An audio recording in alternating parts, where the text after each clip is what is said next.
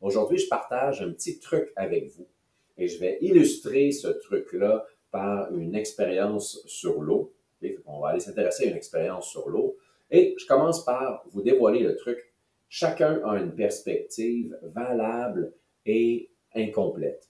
Ça, c'est un précepte, c'est une proposition à propos de l'expérience humaine que nous, on fait.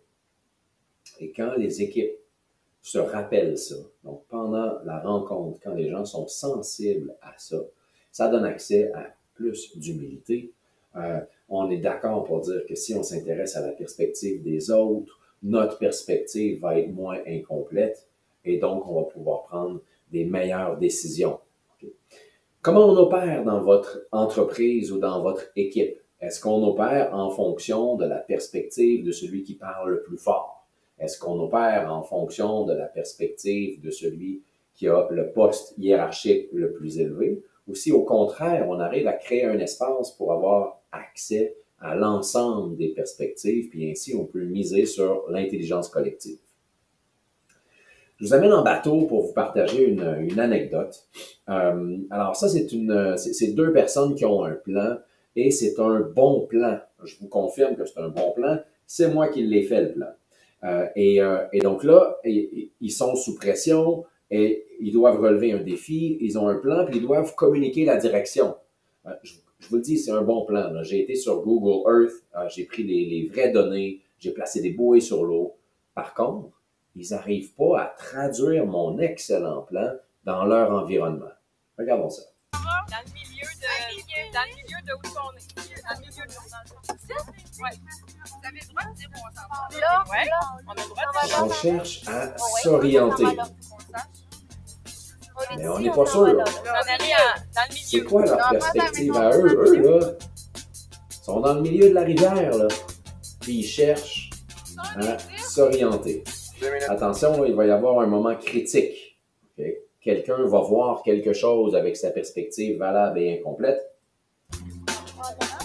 Maintenant. Oh, on pointe. Donc là, ils se mettent en mouvement. Ils ont vu quelque chose. Okay? C'est important, ils se mettent en mouvement. Et regardez ici, il y a quand même du scepticisme à bord. Le scepticisme est ici.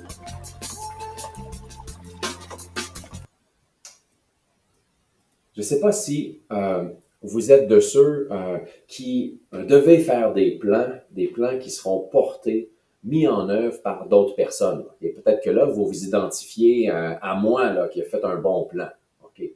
Peut-être que ça vous est déjà arrivé d'être déçu par l'exécution de votre bon plan. Alors, je pense que pour nous, ceux qui faisons des plans qui seront exécutés par d'autres personnes, une des questions qu'on doit se poser, c'est est-ce qu'on a été chercher la perspective de ceux qui vont exécuter le plan? Parce que, on le sait, notre perspective, oui, elle est valable, mais elle est aussi incomplète.